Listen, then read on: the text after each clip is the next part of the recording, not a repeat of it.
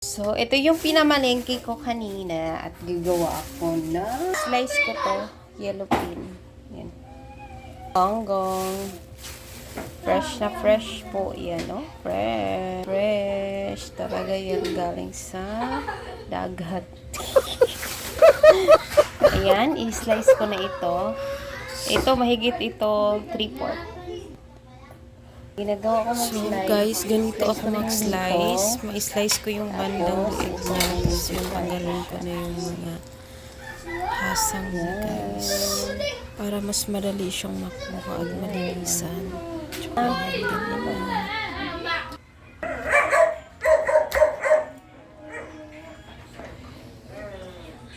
Wala na to.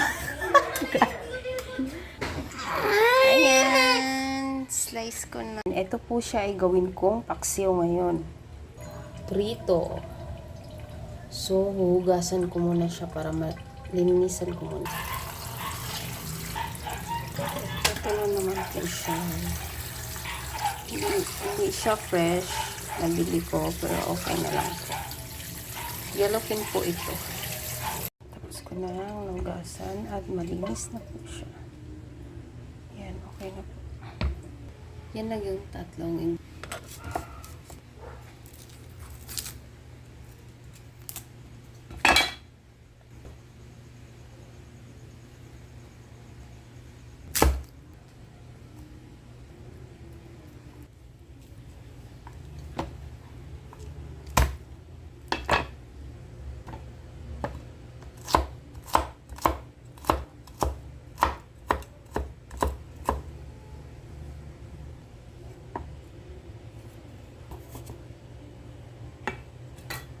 Ayan, yan lang yung ihahalo ko. Ginger.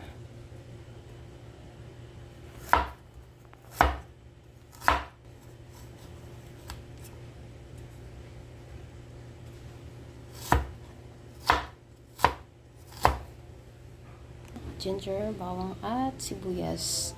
Mas maraming ingrediente, lalo na yung bawang, ginger, mas masarap po. Guys, ready to cook na siya. Konting suka na lang, konting. Pero mas maganda, mas marami. Lubos ko na. Yan po ay dahon ng mangga. Ganyan na talaga yung nakita ko. Medyo may black siya. Pero binugasan ko na yun ng mabuti. So, ready to cook po siya. Ayan.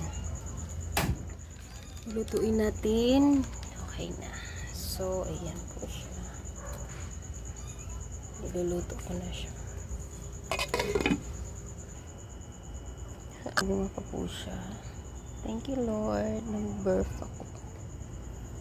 At hanapin pa natin iba. Ito.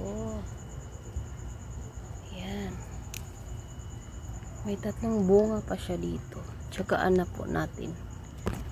Ayan. Gabi na talaga ako kumuha ng ano. Ayan.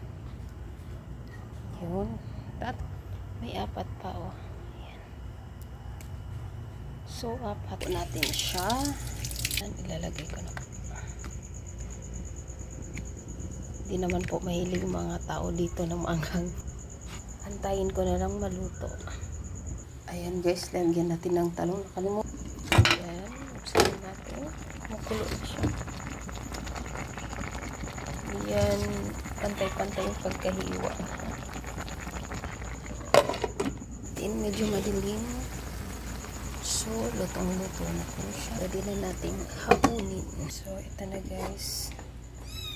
Ayan, perfect. For today's video guys, luto na po ang ating pang dinner. Paksiw, balunggo. Try natin ang lasa. Yummy!